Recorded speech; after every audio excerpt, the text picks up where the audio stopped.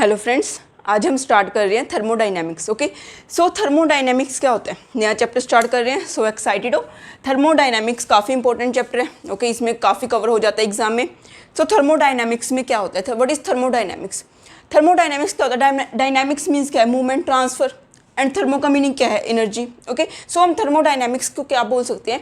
Transfer of one form of energy to another form. Okay, so thermodynamics क्या है हमारे पास? Transfer of one form of energy to another। Okay, energy का एक form से दूसरी फॉर्म में जाना। यस, फॉर्म का मीनिंग क्या है? ये क्या है? फॉर्म मीन्स कितनी फॉर्म्स की एनर्जी होती है, कौन कौन सी एनर्जी होती है। यस, अगर हम फॉर्म्स की बात करें तो हमारे पास क्या कुछ आ जाएगा? साउंड एनर्जी, कोई भी एनर्जी आपके पास, sound energy, radiant energy, okay, atomic energy,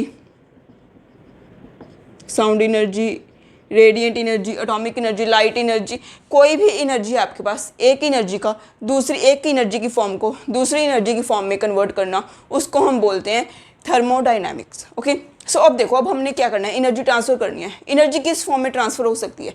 energy किस फॉर्म में ट्रांसफर हो सकती है, उसको हम बोलते हैं modes of transformation. Modes of transformation, कि हम एनर्जी को किस किस फॉर्म में ट्रांसफ़र कर सकते हैं। ओके, सो किस किस फॉर्म में ट्रांसफ़र कर सकते हैं? हम वर्क की फॉर्म में ट्रांसफ़र कर सकते हैं एंड हीट की फॉर्म में ट्रांसफ़र कर सकते हैं। ओके, सो अगर हमने एनर्जी को ट्रांसफ़र करना है तो हम किसकी फॉर्म में ट्रांसफ़र कर सकते हैं? वर्क की फॉर्म में एंड हीट की फॉर्म में। एंड आपके पास जो एनर्जी होती है उसकी कितनी स्टेट्स होती हैं, किस किस फॉर्म में आपको एनर्जी मिलती है? एक काइनेटिक एनर्जी मिलती है आपको, अगर कोई भी पार्टिकल मूव कर रहा है, कोई भी चीज़ मूव कर रही है, मीन्स उसमें क्या है? उसमें क्या है? काइनेटिक एनर्जी है। ओके, कोई भी चीज़ अगर हाइट पे है तो हम क्या बोलते हैं? उसमें कौन सी एनर्जी है? पोटेंशियल एनर्जी है। ओके, सो अगर हम बात करें states of energy, states of energy, energy हमें किस किस स्टेट में मिलती है? किस किस स्टेट में मिलती है? Kinetic energy and potential energy. Okay, so kinetic energy and potential energy, हमें ये क्या है? States of energy. अब देखो, जो आपके पास सिस्टम होते हैं, सिस्टम क्या होता है? Yes, what is system? What is system? ये आपने क्या किया? एनर्जी के बारे में थोड़ा सा स्टडी किया कि हम एनर्जी को कैसे ट्रांसफॉर्म कर सकते हैं। ओके, एनर्जी की फॉर्म्स देखी एंड हमने देखा एनर्जी की स्टेट्स। अब हम देख रहे हैं सिस्टम। सिस्टम क्या होता है? Yes, what is system? आपके सराउंडिंग्स में कुछ भी है, यस, आपके आले दुआले कुछ भी है, आप जिस सिस्टम क्या होता है? जिस पोर्शन को आप स्टडी कर रहे हो, जिस पोर्शन को आप स्टडी कर रहे हो उस पोर्शन को हम बोलते हैं सिस्टम, और बाकी सारा उसका वो क्या होता है? सराउंडिंग्स। सो यूनिवर्स में वो वाली चीज़, वो वाली मीन्स वो वाली जगह जिसको हम स्टडी कर रहे हैं, ओके, उसको हम क्या बोलते हैं? सिस्टम। हम इसको बोल सकते हैं the space under observation, under observation. Okay, जो हम ऑब्जर्व कर रहे हैं, जिसको हम ऑब्जर्व कर रहे हैं उसको हम सिस्टम बोलते हैं, बाकी सभी उसकी क्या होती हैं? सराउंडिंग्स। ओके, सो सिस्टम जो होता है वो सिस्टम भी फर्दर हमारे पास 3 टाइप्स का होता है। Okay, close system, open system and isolated system. Okay, closed, open and isolated system. ये सबसे पहले तो क्लोज सिस्टम आता है। क्लोज सिस्टम होता क्या है? ओके, क्लोज सिस्टम में मीन्स कौन कौन सी चीज़ ट्रांसफर हो सकती है एंड कौन कौन सी चीज़ ट्रांसफर नहीं हो सकती। सो क्लोज सिस्टम में क्या होता है? क्लोज सिस्टम में आपके पास वर्क एंड हीट दोनों ट्रांसफर हो सकते हैं, बट कोई भी चीज़ अंदर से बाहर नहीं हो सकती। मीन्स मैटर का ट्रांसफर नहीं हो सकता। अगर आप सोचो कोई भी चीज़ आपने अंदर ज़्यादा है तो अगर आप उसको निकाल के बाहर कर दोगे, ऐसा नहीं है।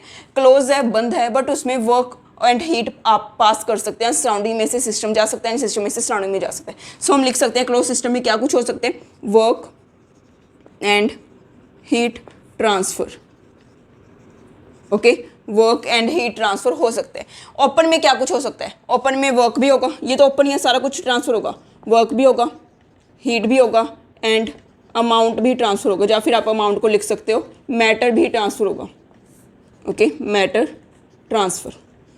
ओपन में सारा कुछ ट्रांसफर होता है। आइसोलेटेड में कुछ भी ट्रांसफर नहीं होता, ना तो वर्क, ना हीट एंड ना ही आपके पास मैटर।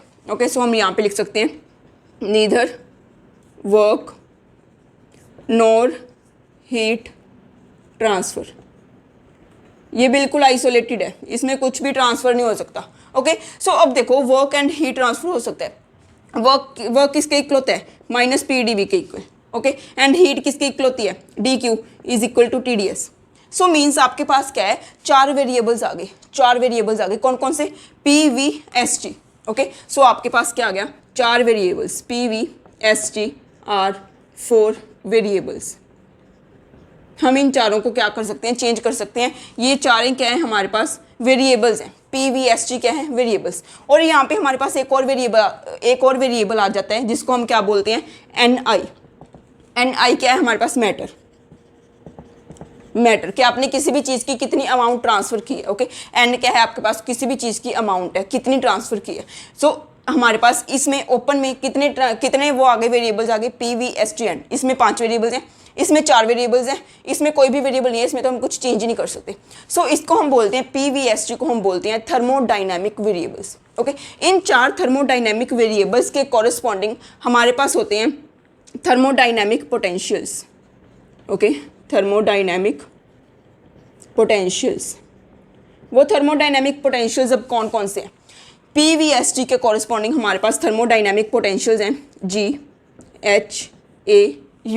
ओके, GHAU क्या है हमारे पास, थर्मोडाइनमिक पोटेंशियल्स। एंड इस N के कॉरस्पॉन्डिंग कौन सा थर्मोडाइनमिक पोटेंशियल है, म्यू क्या है हमारे पास, केमिकल पोटेंशियल। सो अब हम देखते हैं इन पांचों को कि ये पांचों क्या क्या चीज़ें हैं।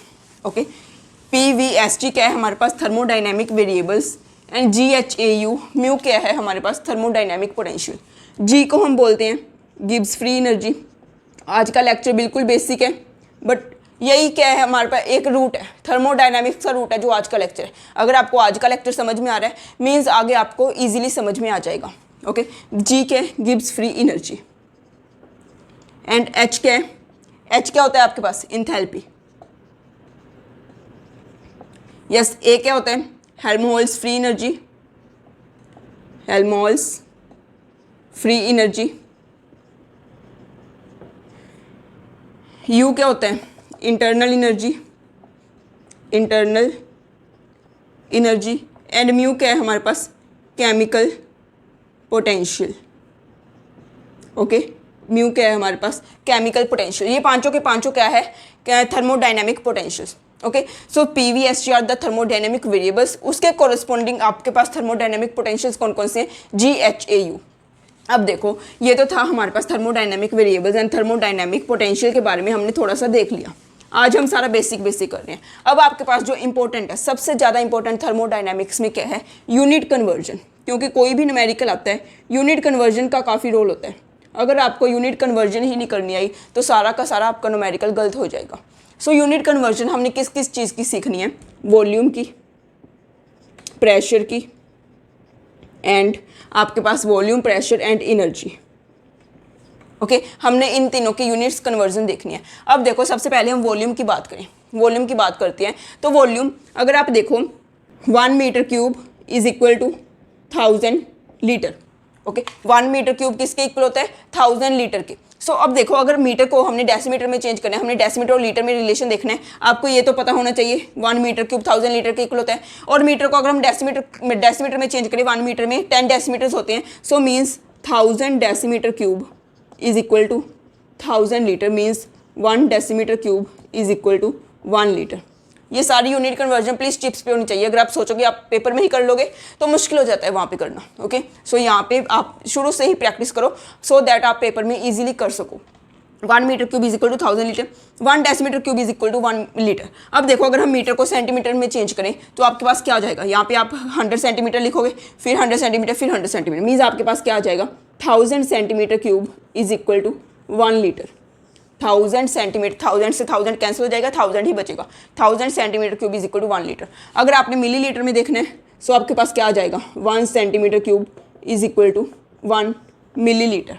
ओके, सो ये चारों आपके पास आपके बिल्कुल टिप्स पे होनी चाहिए। ये चारों, 1 metre cube 1000 litre, 1 decimetre cube 1 litre, 1000 centimetre cube 1 litre and 1 centimetre cube 1 millilitre. Okay, so अब बात आती है प्रेशर की। ये काफ़ी इंपॉर्टेंट है, सो मैं तभी फर्स्ट लेक्चर में करवा रही हूँ। प्रेशर देखो, प्रेशर क्या होता है, yes, what is pressure. Pressure क्या होता है, pressure is equal to force per unit area. Okay, force per unit area. Force की यूनिट्स क्या होती हैं, newton per metre square. Okay, newton per metre square means pressure की units क्या है आपके पास, न्यूटन पर मीटर स्क्वायर। अब देखो, आपको यहाँ पे एक नंबर याद रखना है, वो नंबर क्या है, 101325। 101,325 एक नंबर है, वो याद रखो बस, 101,325 2-3 बार बोलो, याद हो जाएगा।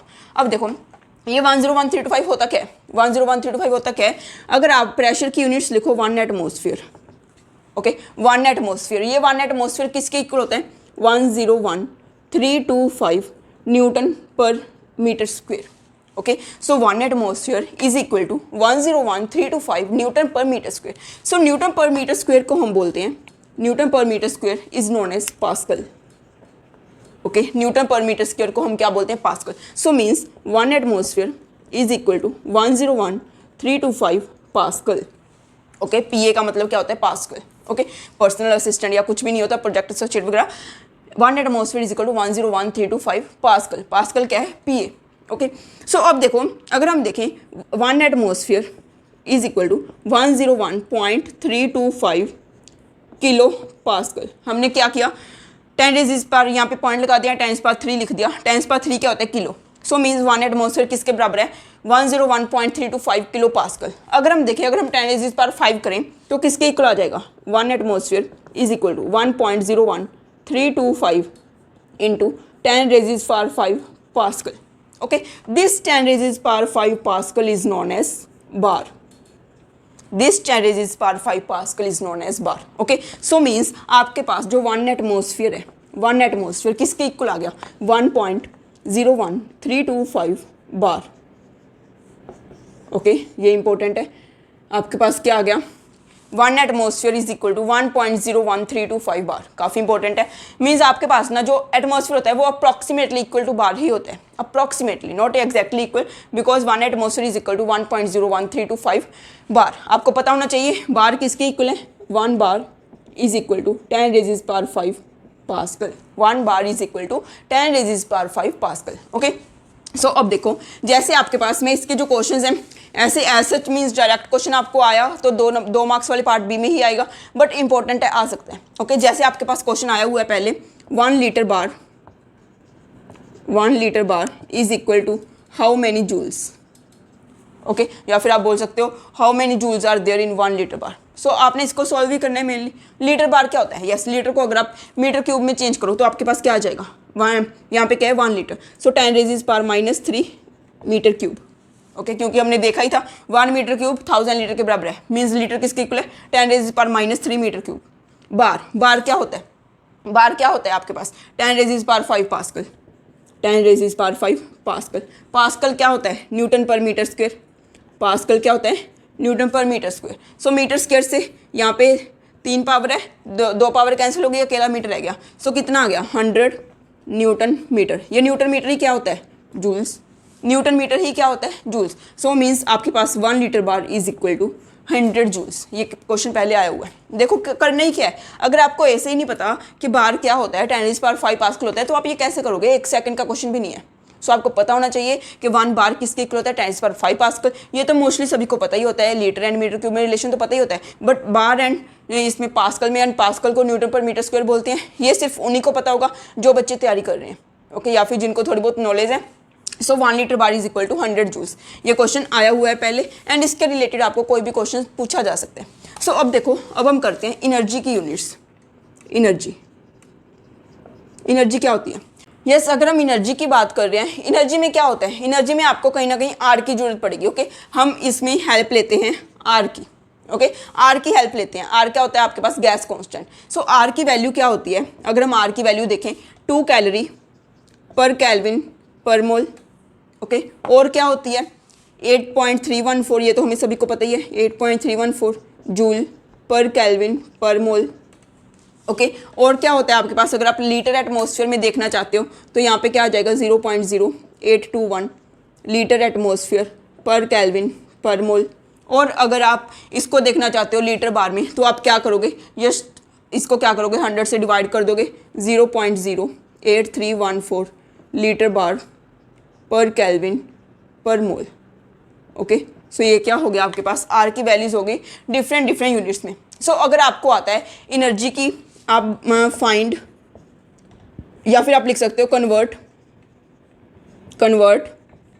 300 कैलोरी पर kelvin per mole into joule per kelvin per मोल। आपको ये चीज़ आ गया।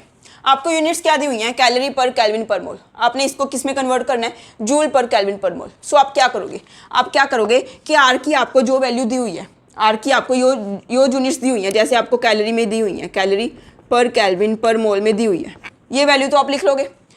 इससे आप डिवाइड कर दोगे आर की वो वैल्यू जिसकी यूनिट्स हैं कैलोरी पर केल्विन पर मोल। ओके, ये आपने स्टैंडर्ड से डिवाइड कर देना है। मल्टीप्लाई किससे करना है, आर की उस वैल्यू से जिसकी यूनिट्स आपको चाहिए, means are in joule per kelvin per mole.